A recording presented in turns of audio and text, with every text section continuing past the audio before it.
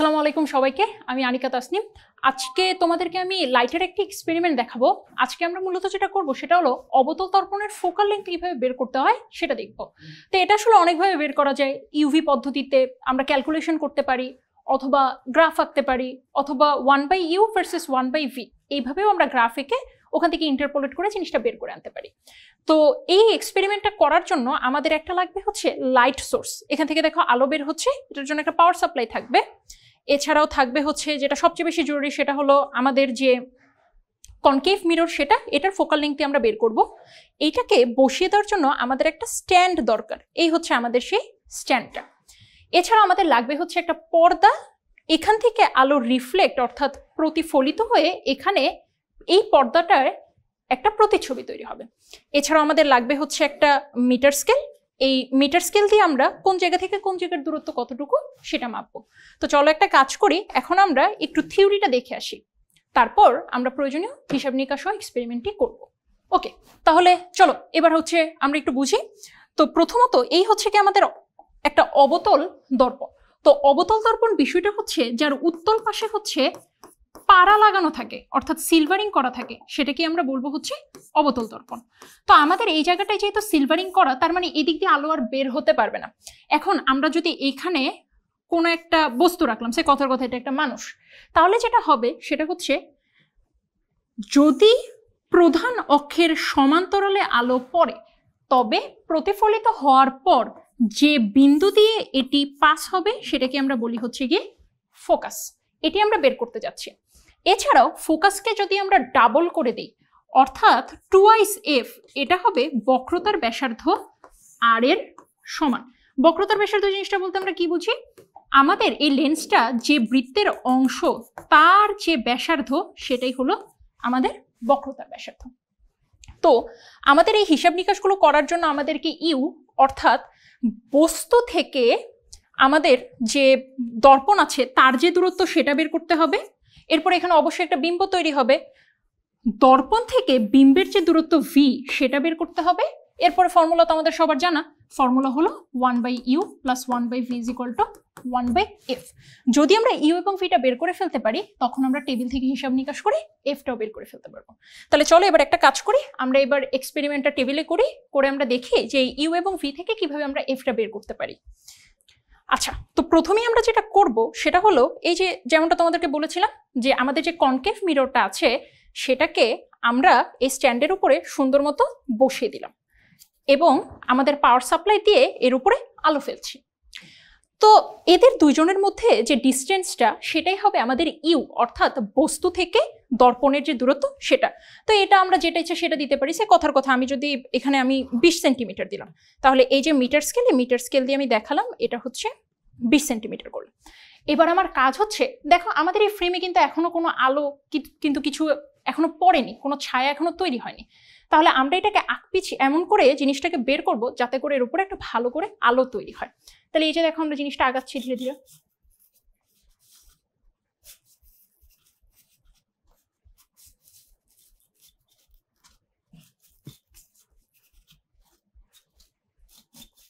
এই যে দেখো এই পাশ থেকে কিন্তু আলো আসছে।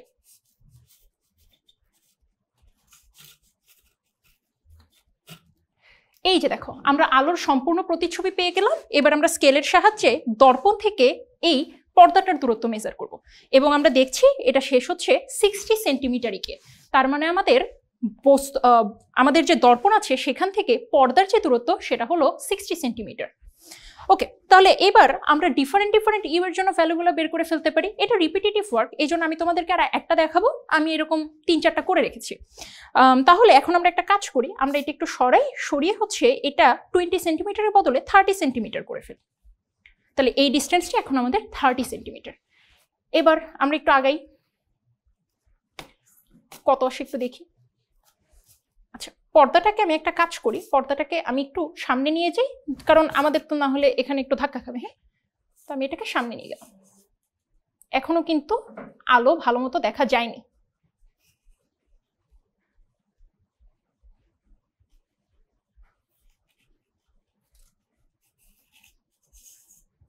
এখন আমরা দেখতে পাচ্ছি একদম উজ্জ্বল একটা আলো দেখা যাচ্ছে এবং সেটা দেখা যাচ্ছে একদম ঠিক এটার সমান, অর্থাৎ 30 সেন্টিমিটার।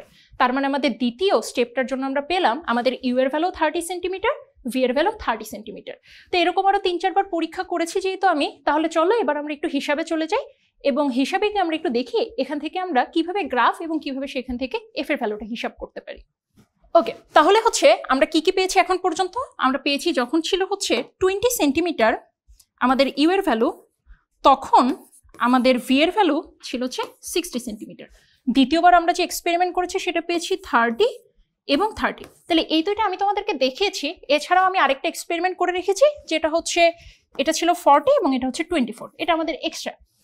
তো এখন আমরা একটু হিসাব করি আমাদের 1/u কত হয় সেটা একটু দেখি। তাহলে 1/u হচ্ছে 1/20, এটা হচ্ছে 0.05।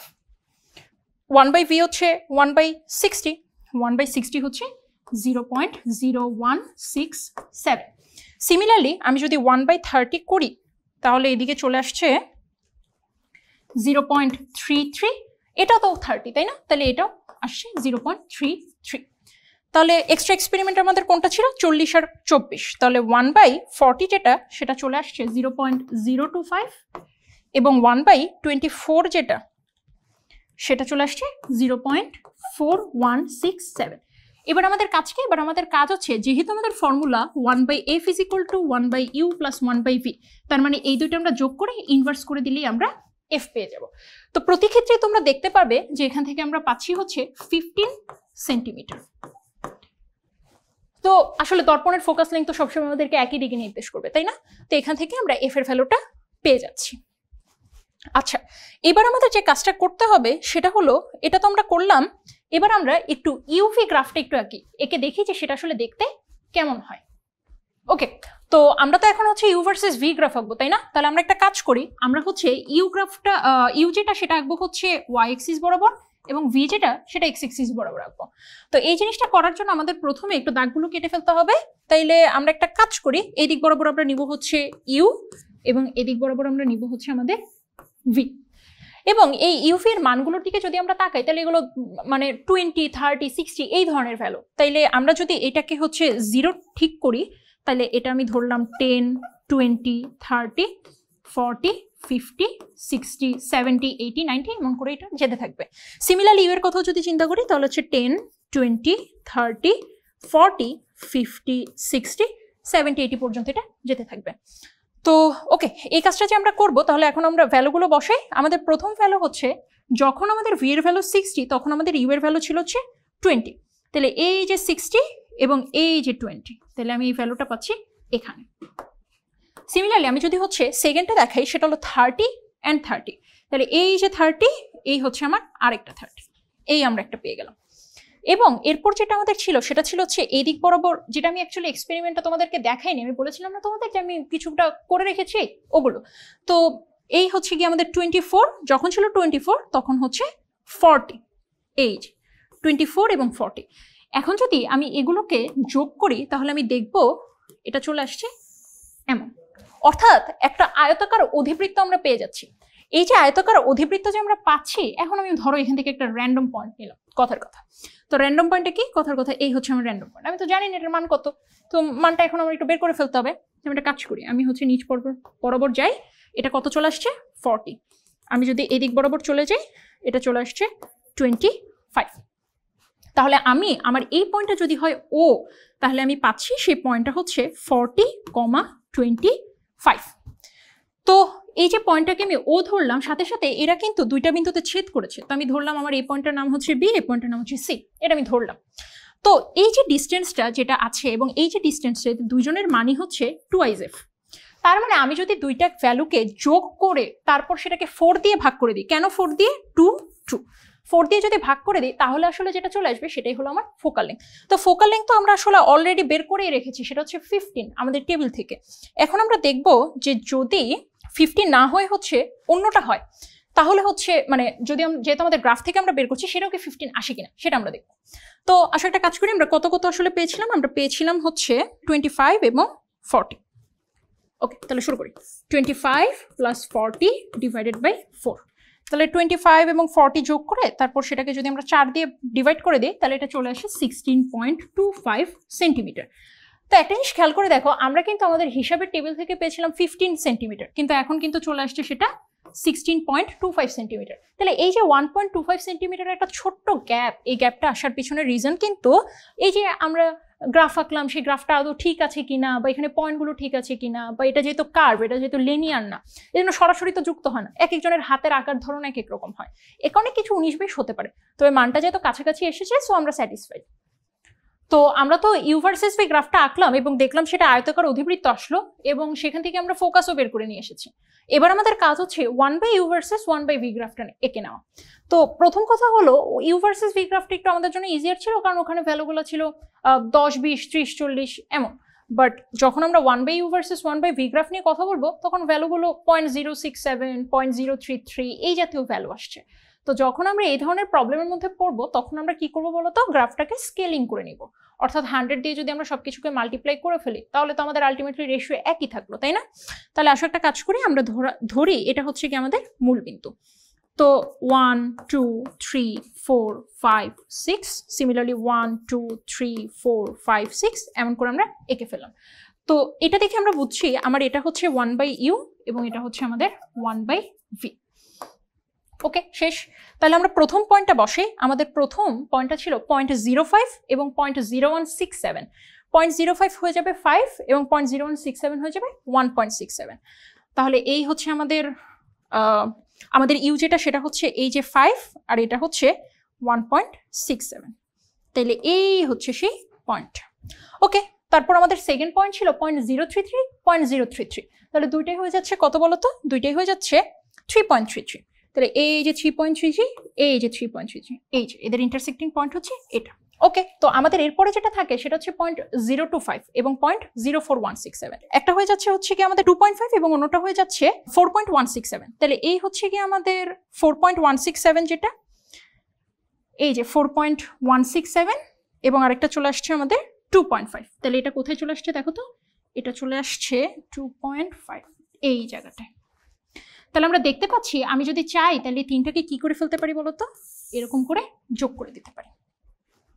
তো এই যে আমরা যোগ করে ফেলতে পারলাম। এবার খেয়াল করে দেখো তো আমাদের এই বিন্দুটা কিসে ছেদ করেছে, এই বিন্দুটা কিন্তু আমাদের ছেদ করেছে 6 নম্বরে।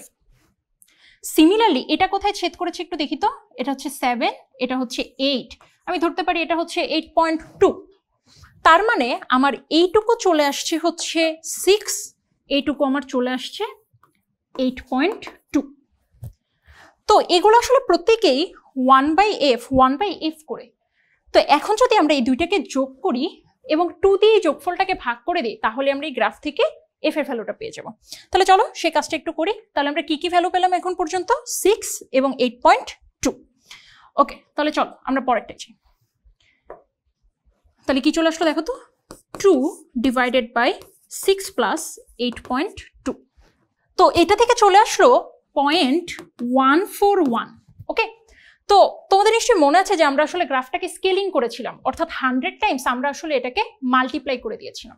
তাহলে যেহেতু 100 টাইমস মাল্টিপ্লাই করে দিয়েছিলাম, তাহলে এখান থেকে আসলে যেটা আসে সেটাকে আমাদের 100 দিয়ে একটু গুণ করে ফেলা উচিত। তো 100 দিয়ে গুণ করলে আমাদের চলে আসে 14.1। তো আমরা আমাদের ফোকাল লেন্থ আসলে কত পেয়েছিলাম কিন্তু 15 সেন্টিমিটার, আর এখানে কত আসলো 14.1। একটা জিনিস একটু খেয়াল করে দেখো, আমরা এক্সপেরিমেন্ট থেকে পেয়েছি 15, এরপরে যখন আমরা U versus V graph use করলাম তখন পেয়েছিলাম 16.25, এখান থেকে পেলাম 14.1। অর্থাৎ মেইন কথা হলো প্রত্যেকে কিন্তু আশেপাশে, এই যে 14.1 বলি বা হচ্ছে 15 বলি অথবা 16.25 বলি, এরা সবাই কিন্তু মোরলেস কাছাকাছি। কিন্তু এই যে প্রতিটা গ্রাফের আকার ধরন, এক্সপেরিমেন্টের ধরন সবকিছু মিলে কিন্তু আসলে একটু চেঞ্জ হয়ে যায়, সেই জন্য আমাদের মানে কিছুটা 0.9, 0.8 এই টাইপের কিছু চেঞ্জ এসেছে। তো হোপফুলি তোমরা আজকের এই এক্সপেরিমেন্টটা বুঝতে পেরেছো।